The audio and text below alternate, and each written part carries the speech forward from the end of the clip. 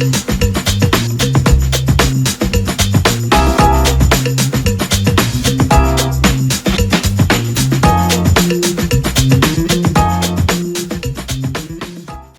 Bapak Ibu, pagi hari ini kembali kita akan belajar firman-Nya dan saya berdoa biar firman ini memberkati kita semua. Sebelumnya mari sama-sama kita tunduk kepala, kita mau berdoa. Bapa Surgawi, terima kasih buat hari yang dahsyat, hari yang indah ini. Kami mohon dengan firman-Mu, berkati firman ini biar jadi berkat, bahkan jadi remah yang menuntun kami semua mengalami terobosan, mengalami kekuatan, dan kami siap jadi berkat. Di dalam nama Tuhan Yesus kami berdoa. Haleluya. Amin. Shalom Bapak Ibu sekalian, pagi hari ini mari izinkan saya menyampaikan firman-Nya dan saya mau ngajak Bapak Ibu sekalian bisa baca di 1 Samuel pasal 17 ayat 34 sampai 36. Mari sama-sama kita baca 1 Samuel 17 ayat 34 sampai 36. Tetapi Daud berkata kepada Saul, "Hambamu ini biasa mengembalakan kambing domba ayahnya. Apabila datang singa atau beruang yang menerkam seekor domba dari kawanannya, maka aku mengejarnya, dan melepaskan domba itu dari mulutnya. Kemudian apabila ia berdiri menyerang aku, maka aku menangkap janggutnya, lalu menghajarnya dan membunuhnya. Baik singa maupun beruang telah dihajar oleh hambamu ini." Dan orang Filistin yang tidak bersunat itu, ia akan sama seperti salah satu daripada binatang itu, karena ia telah mencemooh barisan daripada Allah yang hidup. Saya diberkati dengan apa yang Daud katakan. Hambamu terbiasa mengembalakan kambing domba ayahnya. Kita tahu cerita ini terjadi ketika bangsa Israel lagi ngadapin musuhnya, yaitu Goliat yang besar, raksasa Goliat, dan pasukan Israel takut, bahkan Saul pun udah gemetar. Dan dia bingung siapa yang akan ngadepin, siapa yang melawan Goliat. Lalu muncullah Daud, dan ketika itu Daud ketika harus berhadapan dengan Goliat, Saul sempat sanksi, "Kamu kecil begini gimana?" Tapi Daud menjawab, "Hambamu terbiasa mengembalakan kambing domba ayahnya." Bahkan dia jelaskan ketika singa dan beruang menerkam seekor domba, dia nggak membiarkan begitu aja atau cuma mengusir, menggertak, tapi dia ngejar, bahkan dia hajar, bahkan melepaskan domba dari mulut ayahnya. Saudara, kata biasa di sini bukan cuma hal yang sederhana. Kata biasa itu punya beberapa arti. Yes, ada arti mungkin kata biasa itu sesuai adat. Ada arti juga biasa itu bisa berarti awam. Biasa itu bisa berarti standar, polos-polos. Kalau kita makan mie biasa, mie polos. Biasa itu juga berarti lumrah. Biasa itu juga berarti hal yang umum, hal yang normal. Biasa itu mungkin juga pakai baju yang biasa, sederhana. Kalau mungkin postur tubuh mungkin nggak cantik, itu biasa. Kita pakai beberapa perhiasan yang biasa, nggak berlebihan. Tapi kata biasa di sini ini bukan menunjukkan itu, tapi menunjukkan hal terbiasa, hal yang lazim, sebuah habit, sebuah kebiasaan. Nah, saudara, Daud terbiasa mengembalakan kambing dombanya. Bukan ketika dia mengembalakan. Ketika dia mengembalakan, dia terbiasa ketika ngadapin yang namanya singa dan beruang. Ketika orang tuanya menyuruh dia punya rutinitas mengembalakan kambing domba, dia terbiasa mengerjakan dengan serius. Dia mengerjakan dengan tanggung jawab. Sehingga ketika singa dan beruang datang menyerang, menerkam, nggak cuma usir-usir begitu aja, atau bahkan dia lari, tapi dia datang mengejar, menghajar, bahkan dihadapi. Bahkan ketika singa dan beruang itu menyerang dirinya, dia nggak takut sama sekali. Jadi dia malah menangkap janggutnya dan menghajar, bahkan membunuhnya. Saudara, itu hal yang biasa. Kata biasa di sini menunjukkan dia terlatih, dia terbiasa. Saudara, di masa kecil mungkin Daud, masa-masa ketika dia mengerjakan itu, dia nggak paham bahwa itu salah satu proses yang Allah izinkan, yang mempersiapkan Daud. Satu masa dia akan berhadapan dengan Goliat.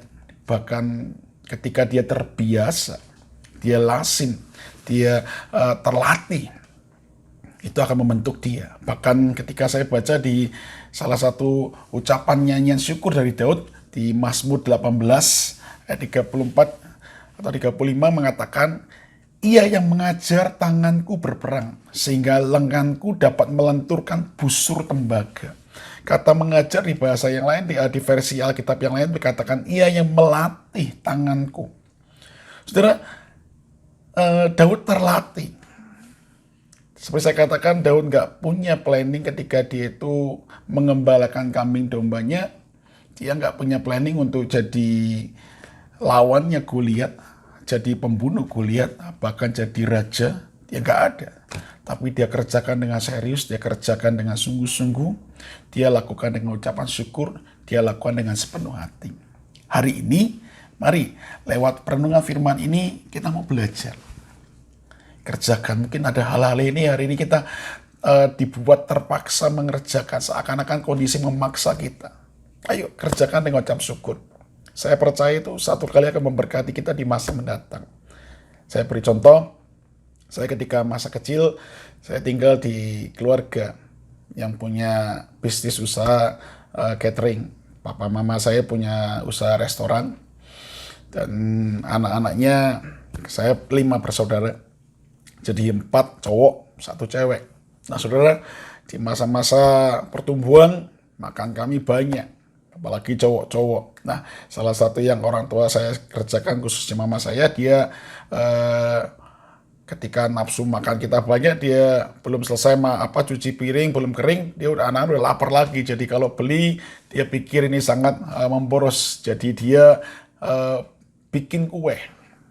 Dia buat kue, dan itu akhirnya ketika kita diminta bantu, pertama-tama awalnya kami sukacita karena kami pikir ini mainan sekali, kami bisa bermain. Tapi ketika orang tua saya, khusus mama saya, makin sering bikin, bahkan ketika mama saya dari restoran berubah jadi catering dan nggak ada pembantu yang bantu, kami diminta untuk membantu. Wah, masa-masa itu nggak enak saudara. Saya nggak bisa menerima, saya pribadi, kenapa saya dilahirkan di keluarga seperti ini.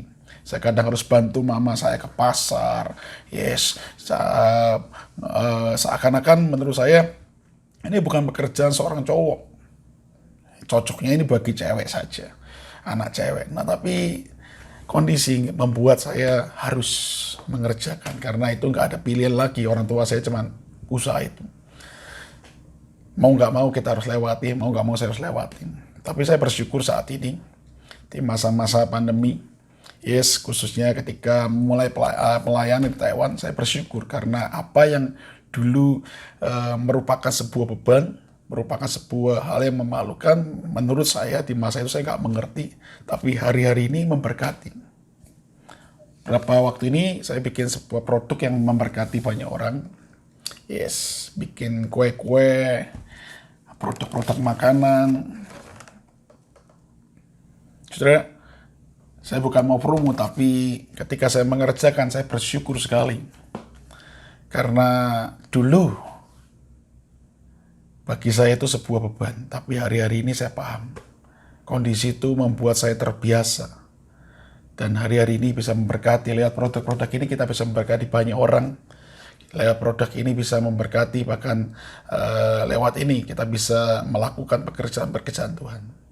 Saudara, saya mensyukuri jadinya. Tuhan terima kasih untuk hal-hal itu masa itu.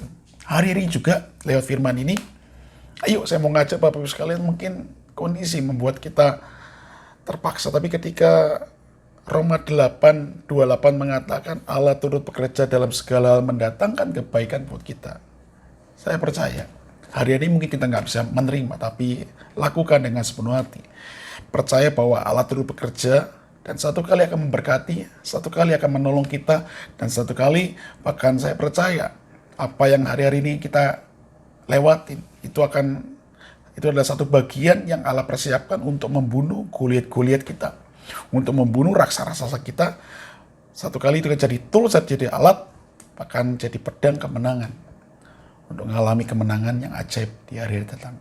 Saya berdoa biar perenungan kita hari ini hal yang biasa, lakukan dengan menjadi sebuah latihan Biarlah kita jadi terlatih, jadi pribadi yang terlatih, yang akan membawa kemenangan dan jadi berkat, jadi terang buat sekeliling kita semua. Tuhan Yesus berkati. Mari sama-sama kita tunduk kepala, kita berdoa. Bersyukur buat firman-Mu hari ini. Tuhan, kami tahu Kau turut bekerja dalam segala hal. Mungkin hari ini kami lagi ngadapin sesuatu yang kami nggak pahamin, tapi mampukan kami mengerjakan ucapan syukur, melakukan bahkan melewati dengan sepenuh hati, dan kami percaya Tuhan satu kali akan memberkati kami. Dan hari ini kami mau belajar melatih kehidupan kami, melatih ucapan syukur kami, melatih rasa syukur kami. Kami percaya satu kali akan jadi kekuatan bahkan ngadapin tantangan-tantangan ke depan. Kami akan melihat kekuatan, kemenangan, bahkan terobosan. Dan kami punya senjata yang ajaib. Karena Tuhan siapkan, bahkan Tuhan hari-hari ini sedang melatih kami semua untuk mengalami kemenangan yang besar. Terima kasih, berkati teman-teman kami semua. Semua yang mendengar renungan ini, biar jadi berkat dan terinspirasi. Berkati juga teman-teman kami yang di Australia, yang di Malaysia, Tuhan di Filipina, Tuhan di Brunei, bahkan di Indonesia, bahkan di Australia. Bahkan setiap kami semuanya Tuhan. Biar kami jadi berkat, jadi terang, dan kehidupan kami memancarkan kasih-Mu. Di dalam nama Tuhan Yesus kami berdoa. Haleluya. Amin. God bless you Bapak sekalian. Tuhan berkati. Bye-bye.